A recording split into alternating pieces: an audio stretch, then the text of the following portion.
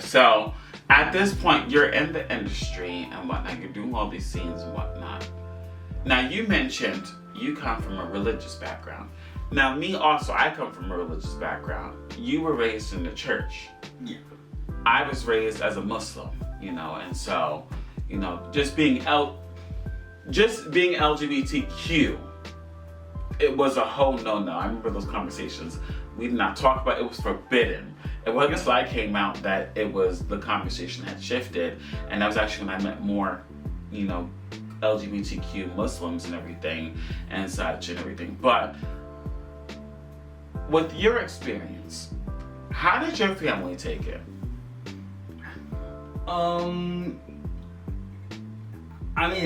They weren't happy about it, but I told my mom. I didn't tell the rest of my family.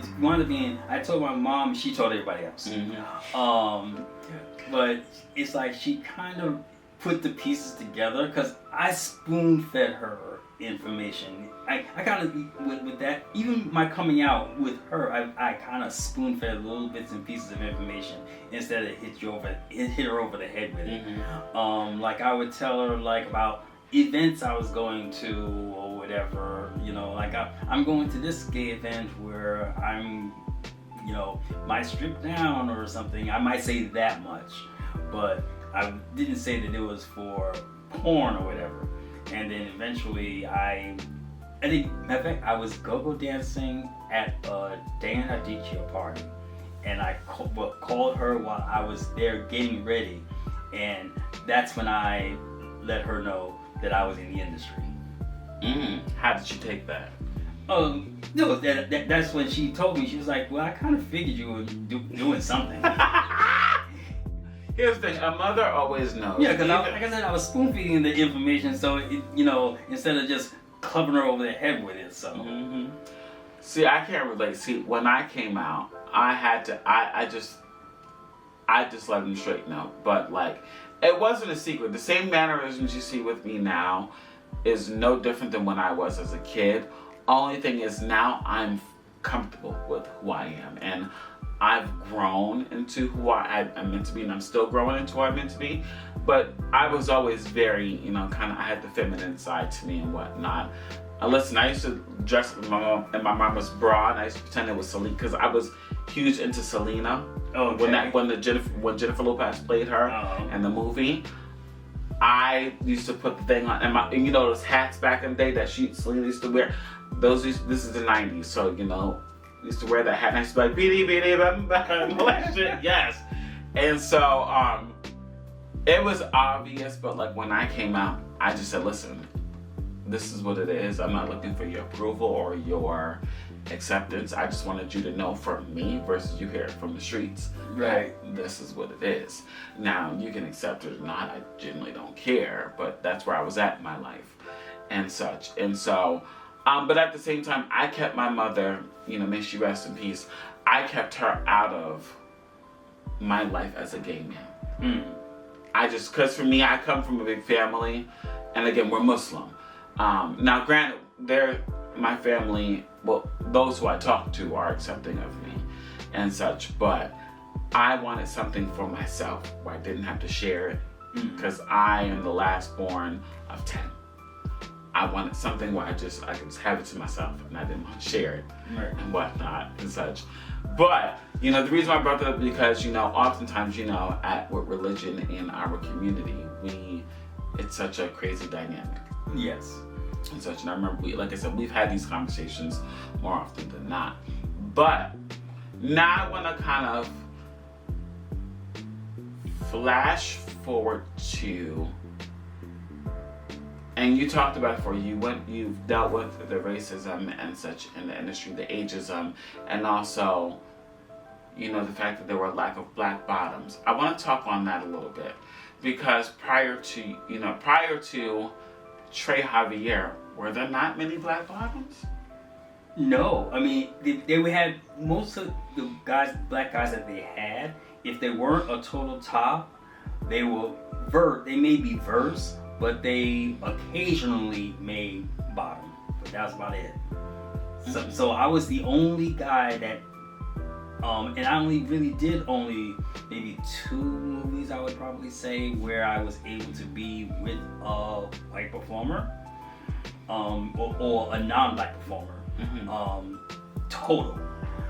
Because like I said, once I revealed my age and the interest seemed to wane, and between that and me, I started blogging like a few months after I filmed my first movie.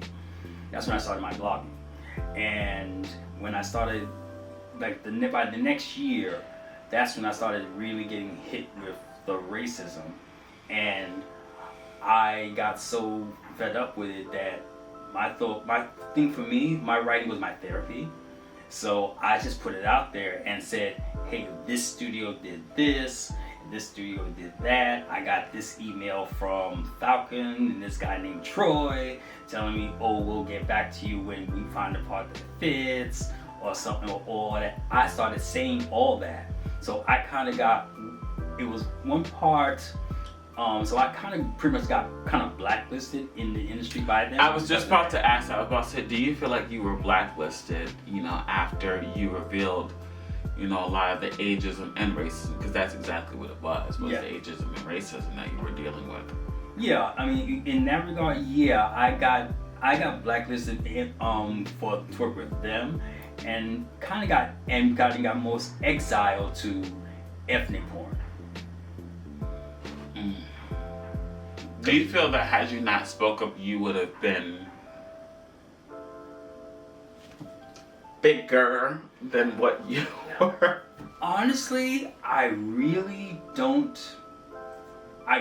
think I would have. And it's unfortunate because, like I said, representation matters. So I feel black guys needed to see a black bottom when they get with a white guy instead of, because what I see a lot of when I go into play spaces now, even back then, I saw a lot of guys trying to walk in and fit that. When they're around a lot of white guys, they trying to fit that aesthetic of being a Bobby Blake or Diesel Washington and being that uber aggressive black dude in the room.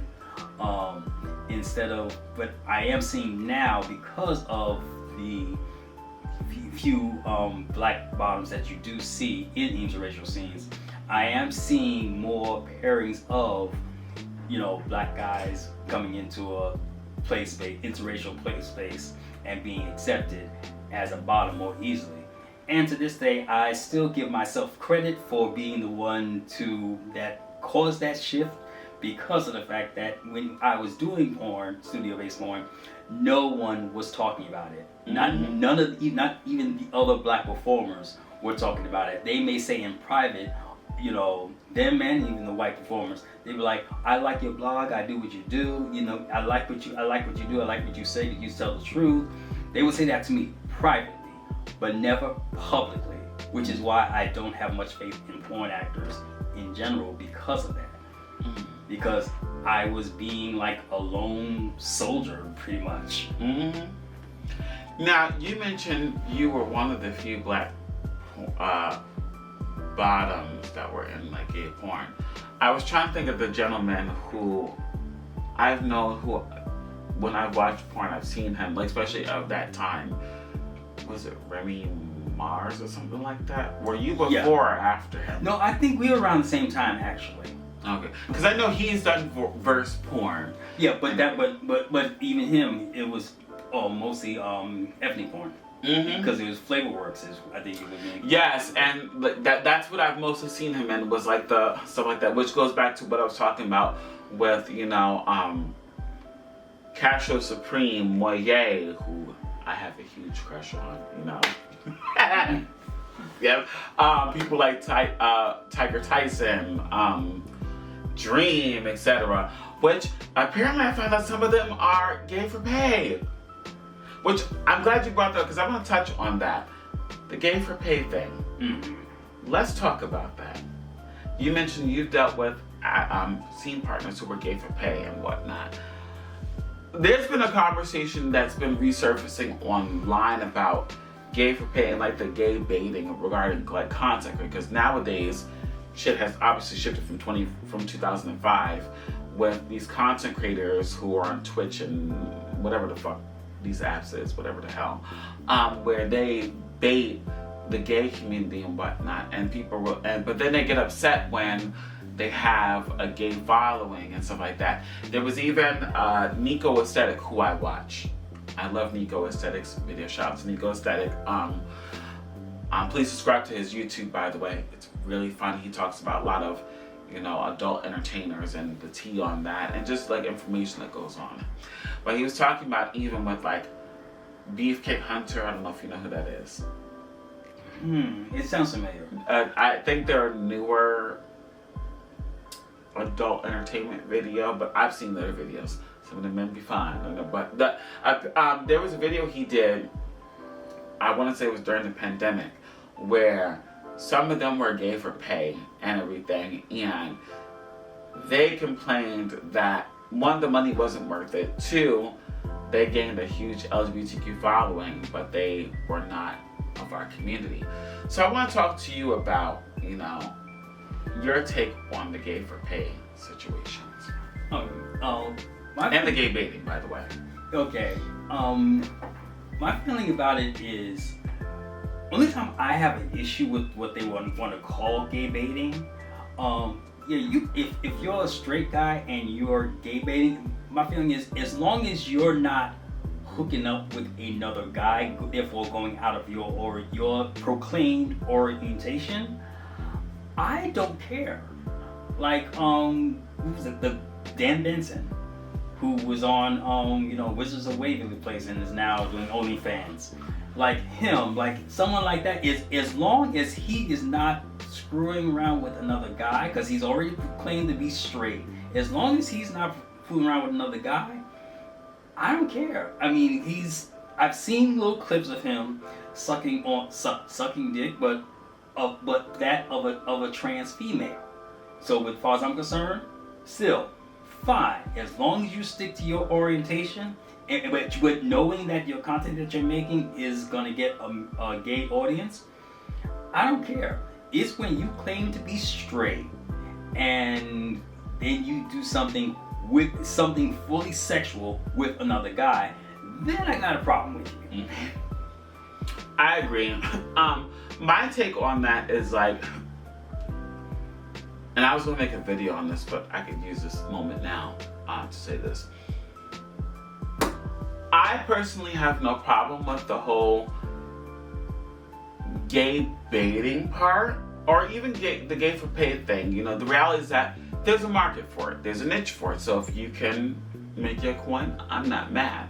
However, I'm also one that I throw the responsibility back on us as the consumers and as the community, where it's like, there are so many performers and content creators out there that are actually of the community and make content for the community, that we could be supporting them versus these people who are not of our community and that generally don't support our community. The only reason why they do stuff that is like homoerotic or gay baiting is because they know that we pay the money and whatnot. And so my thing is that, I don't fault the performer, because hey, if you got a market out there, do it.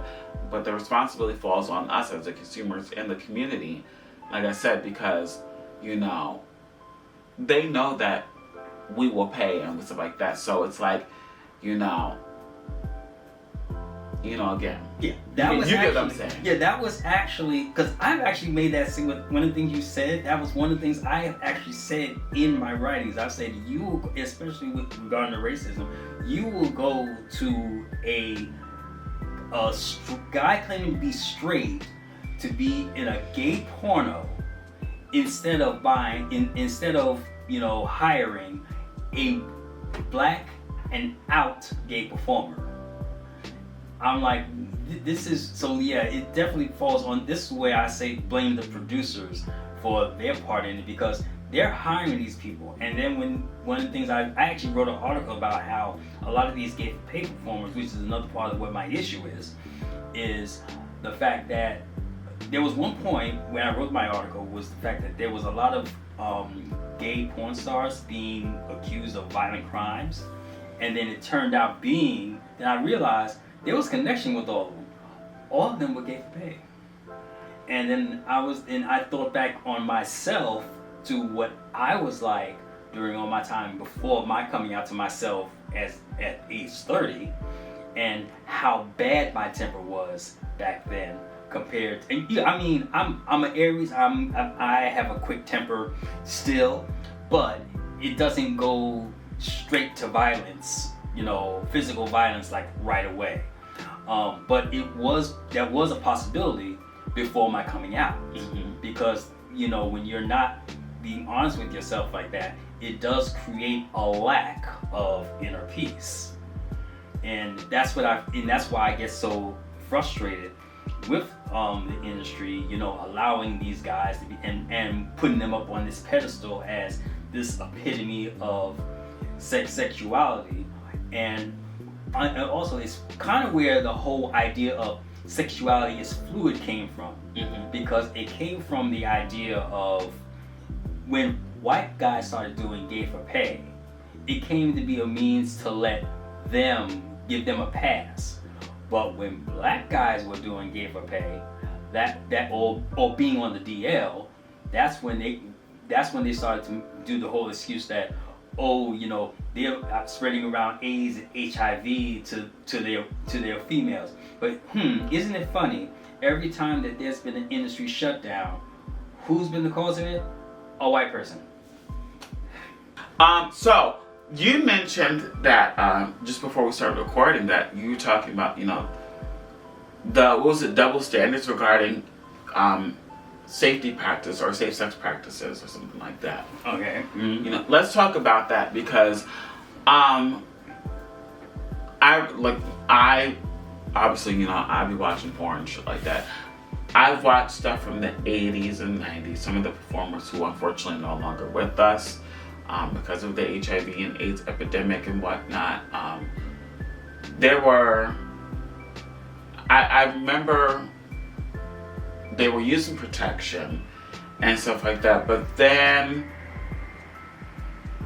I forgot where my mind was going to, but it was basically I was watching them use protection, and then I've seen stuff where they weren't. But I want you, like I said, you brought up, we're talking about the standards. So talk about that, about the safety practices for. Well, when I did studio-based porn, I was doing condom porn, but I personally have never judged a bareback performer.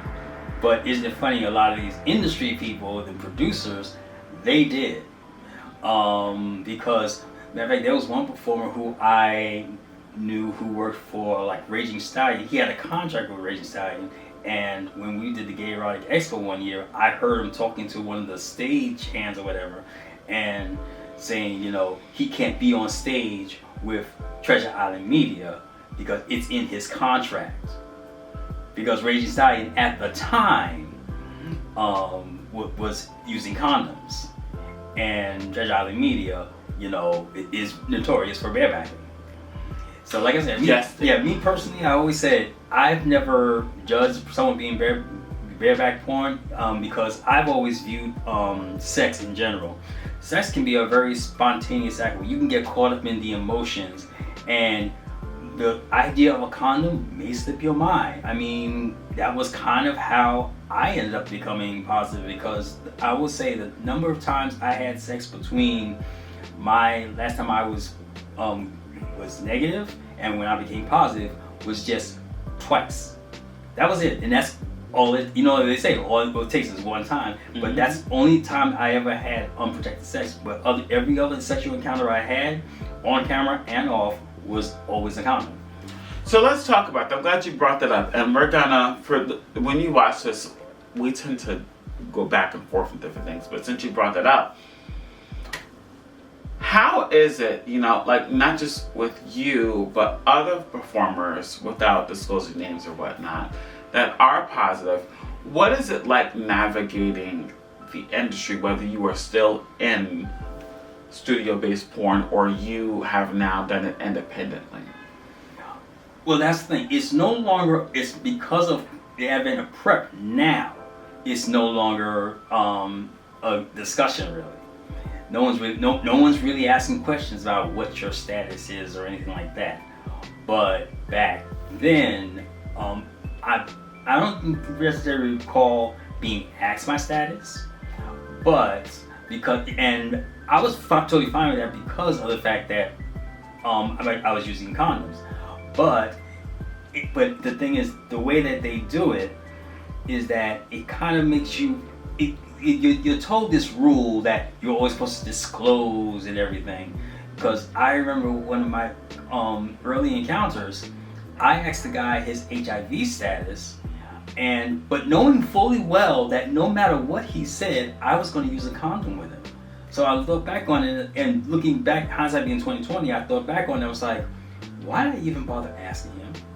Because this stigma of shame is put on people about being HIV positive, and the industry was doing that at the time. The industry was definitely doing that as well, because when you start doing, if you were known for doing condom porn, and then all of a sudden turned out you're doing bareback porn, regardless of what your status was, that was a way to definitely get exiled from doing condom porn ever again. Or rumors started going around that you were HIV positive. Wow. Now this is back in 2005, 2006 era. I would say, up until PrEP became a thing. That's probably which I want to say, which has not been that long actually. No, because if I remember correctly, I believe it was 2012-ish that PrEP had slowly but surely started rolling out, because I remember it really like being out there, and when I came out in 2014. But even then, which I'll get into on a different episode about my views on PrEP and how it was rolled out in the beginning, it was geared more towards the gay community. Yeah. Because I won't even say LGBTQ. It was the gay community that it was rolled out to. And again, I'll talk about this more in another episode, but my views, and I've had this conversation with Gilead, who is in charge of rolling it out, was the fact that I didn't like that it was still enforcing the stigma that was out there in the 80s and 90s that HIV and AIDS was a gay disease. When the reality is that it's not. HIV doesn't discriminate against anybody regardless of sexual orientation or gender, identity, race, whatever. When you engage in any type of risky activity that puts you and at risk for contracting the virus, it doesn't matter and such like that. But it's interesting to talk to that you mentioned that, because I think I didn't know that until you and I had this conversation about back then what were the conversations and what it looked like regarding HIV, because in AIDS, and especially in the porn industry and whatnot. But and I'll gloss back to this, but I want to get to the time that you left in studio-based porn.